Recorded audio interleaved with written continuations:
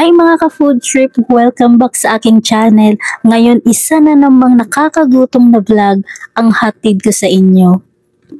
Dahil pupunta tayo sa Garden Buffet para sa isang solid na mukbang experience. Tara, samahan niyo ako. Matatagpuan nga pala ito sa Muñoz, Quezon City. Sa tapat lang ito ng SNR. Ito nga pala ay kilala sa kanilang unlimited na pagkain. From Filipino favorite to Korean food. May Japanese sushi rin dito at kung ano-ano pa. Grabe guys, ang daming choices. Meron din pala sila ditong anlilitsyon, tempura, sushi, pasta, mga dessert, at syempre, hindi mawawala ang samgyeopsal station. Pero hindi kami nagluto-luto kasi wala lang.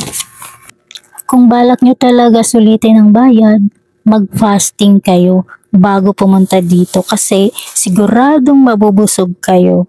Don't forget to like, comment, and subscribe at i-share nyo rin dito sa comment section kung may gusto kayong puntahan natin. Kita-kits sa next vlog ko.